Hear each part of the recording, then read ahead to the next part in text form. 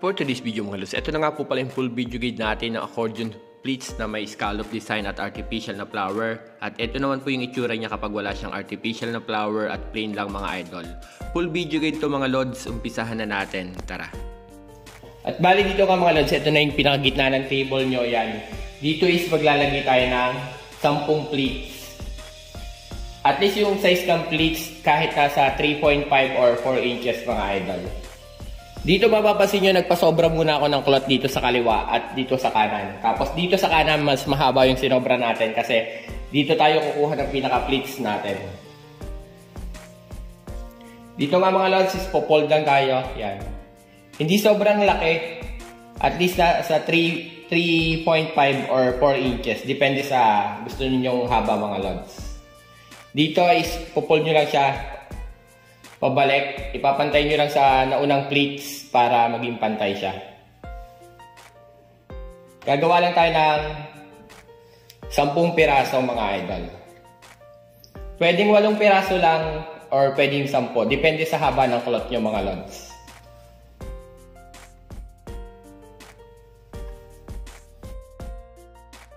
At dito nga mga lods, dire-diretso lang kayo magpo-fold hanggang 10 piraso. 3.5 or 4 inches mga idol sana yung sukat ng inyong magiging pleats para mas maganda. Dapat uniform, dapat pantay-pantay po, dapat mga lods.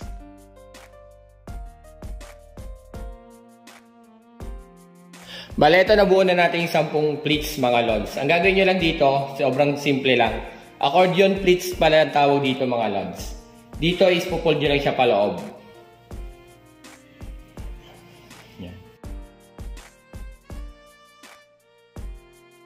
Tapos ito yung kulot natin sa kaliwa sa kanan. Ihatakin lang muna natin. Tapos ipipin lang natin. Kulot natin na sobra.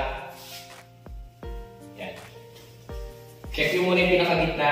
Fold mo muna sa gitna. Pin muna natin dito.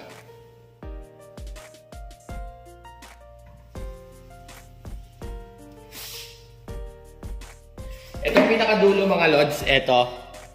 Hatakin nyo lang siya pupunta rito. Sa ibabaw.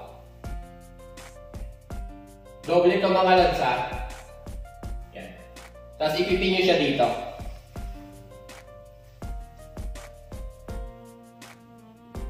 Tusukin nyo lang sa top cloth, labas konti, pasok. Yan. Ganyan ang magiging tsura niyan. Tapos ganun din yung gagawin natin dito sa kabila.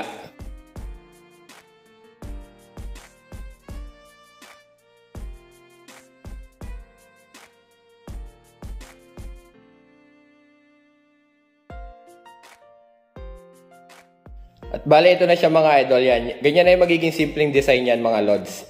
At dito sa pinagdugtungan nito, maglalagay lang tayo ng accordion pleats. Bale, 3 piraso lang ilalagay natin dyan mga idol. Dito mga lods, ito yung pinag natin kanina. Tanggalin lang natin. Tapos dito sa kanto, balik nyo lang siya ng konti. Mga 2 inches. Pin. Tapos dito is magpo-fold lang ako ng 3 piraso na pleats or 4 na piraso mga lods. Yan. Pero kung yung cloth nyo is mas mahaba, mas maganda kung marami. Kung 6 or 5. Dito nga is maigsi na yung cloth natin, kaya magpo-fold lang tayo ng 4. Tapos yung sobra, ikot ulit natin dito. Dito mga lods, kung may sobra pa kayong tela at mahaba, pwede pa kayong gumawa ulit ng 2 pleats or kasing dami rin ang gagawin nyo rito. Dito nga is maglalagay lang din tayo ng 3 pleats.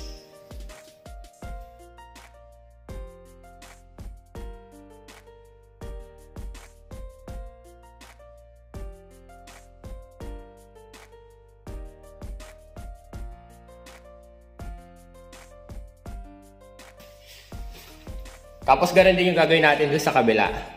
Dito mga lods, kaya binabalik natin yung cloth dito kasi kino-cover natin yung pinaka-guhit na to. Ko-cover natin yan para hindi siya pangit tingnan.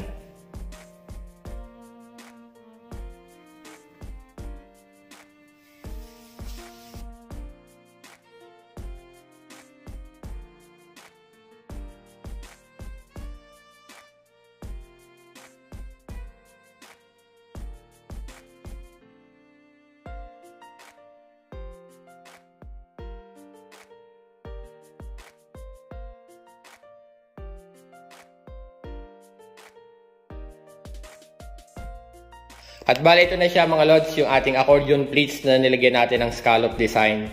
Tapos dito is nag-fold lang tayo ng 4 na pleats at saka 3 pleats dito sa kabila. At ganoon din sa kabila mga lods. Ito, sobrang simple lang nito mga lods.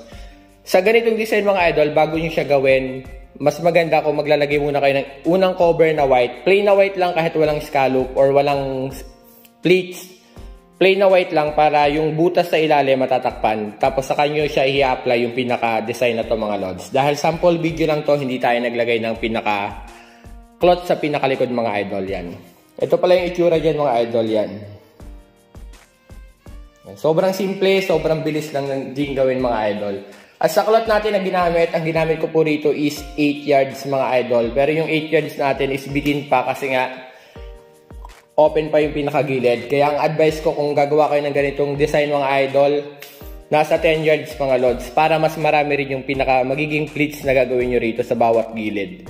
Dito is naglagay lang tayo ng 3 at saka 4. Tsaka doon sa kabila. Pero kung ang cloth nyo is mas mahaba, mas marami, mas maganda mga idol yan. At ganyan na itsura niya mga idol yan. At dito naman mga lods, para mas gumanda pa yung inyong design mga idol, dito is pwede kayong mag-add ng artificial na flower. Kung meron kayong available na artificial na flower mga idol, mas marami, mas maganda mga lods. At lalagyan din natin ng green leaves na accessories sa pinakalikod ng artificial na rose natin mga idol. Itong sobrang dali lang gawin kasi susuksok nyo lang siya sa likod. Sa ganito nga design mga lods, dito is pwedeng yung pinakagitna lang yung lagay nyo ng artificial na rose. Dito nga is naglagay din tayo sa bawat gilid. Pero kagaya ng sabi ko, pwedeng ang lagay nyo lang is yung pinakagitna kung wala na kayong available na artificial.